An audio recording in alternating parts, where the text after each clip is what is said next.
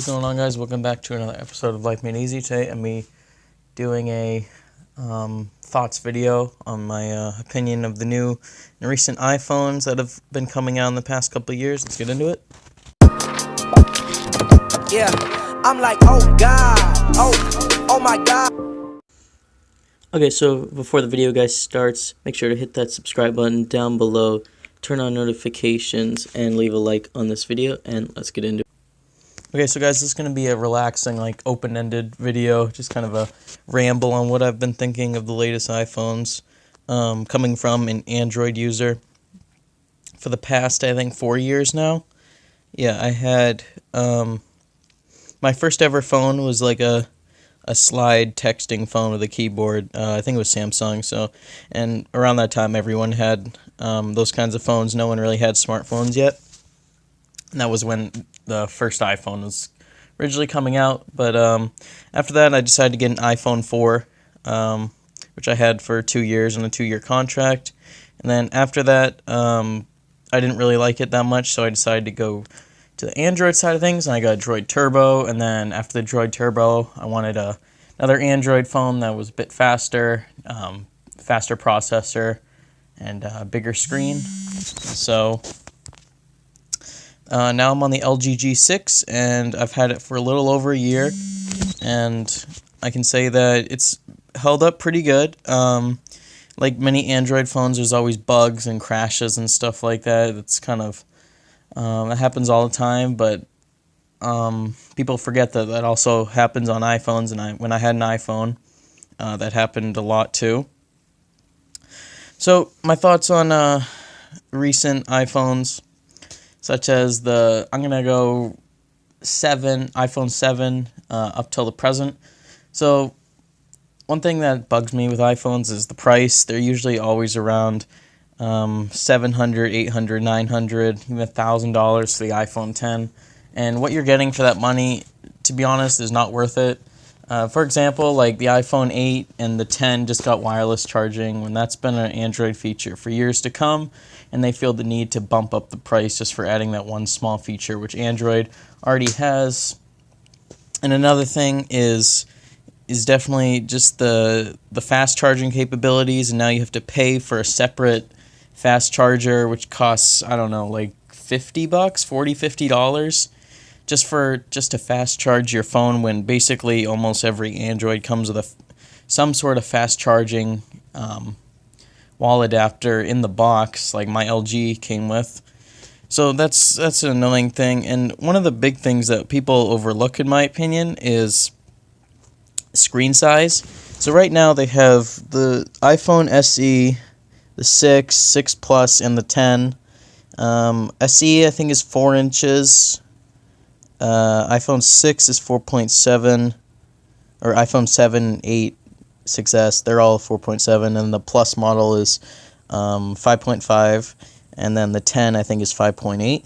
So one thing that's kind of annoying is the whole bezel thing with these, and how you can't get much variety in screen size, and that the bezel takes up a lot of the phone, except for the 10, which is $1,000, but that's like in its own separate market for people who have the money for that.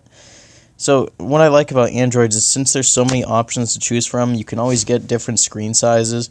I'm a big screen kind of person, so I always like a big screen, just for watching content, YouTube, stuff like that.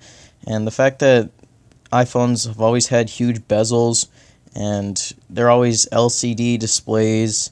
Granted, they're good LCDs, but LCD can't really compare to OLED. The iPhone 10 is a good screen, but the notch kind of ruins it. My G6 is LCD, but the thing that makes it different from iPhones, especially like the Plus or the normal size one, is that this resolution is much higher. It's 1440p as opposed to a standard iPhone 8 and iPhone 8 Plus, respectively, is like 720p, and then only 1080 for the Plus model. So it's not even as sharp as mine, and mine's 5.7 inches. So this is great for consuming content like that. And LG G6 does have like a bezel-less design. It's not as good as other phones that have been coming out in terms of screen to body ratio, but it's definitely way bigger of an improvement than these other iPhones that have been coming out. Also, battery capacity is really irritating. How Apple feels the need to put such tiny batteries in their phones. If I can just take that out. I don't know why they do this. There's similar Android phones that are around the same size that have a much larger battery, which I don't understand.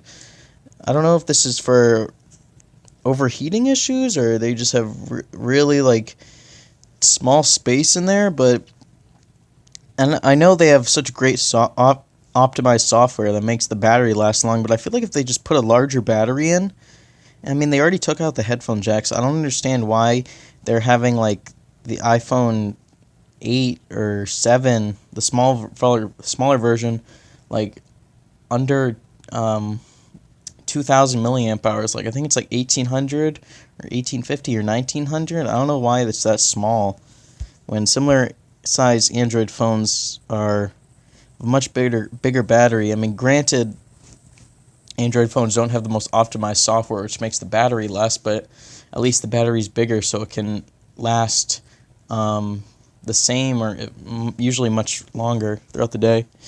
So yeah, screen size. Also, it's kind of a pain that only the recent iPhones have stereo speakers. I mean, mine doesn't have stereo speakers, but a lot of Androids obviously have stereo speakers these days.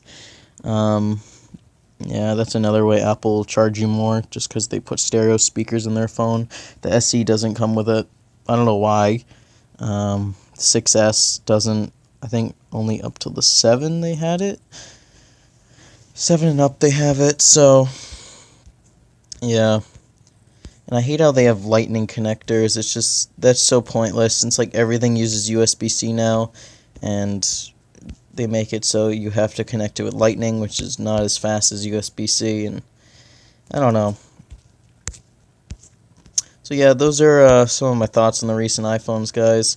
If you enjoyed this video, make sure to leave a like and comment down below your thoughts on iPhones and Androids. If you want me to do another video on, or opinion video on phones, just comment down below, let me know. Subscribe if you're new, turn on notifications, and I'll see you guys in the next one. Peace. Torno for the watch, Prezi plain Jane, Yamagini chain, rest in peace to my superior. Hermes link a feed a village in Liberia. TMZ taking pictures causing my hysteria.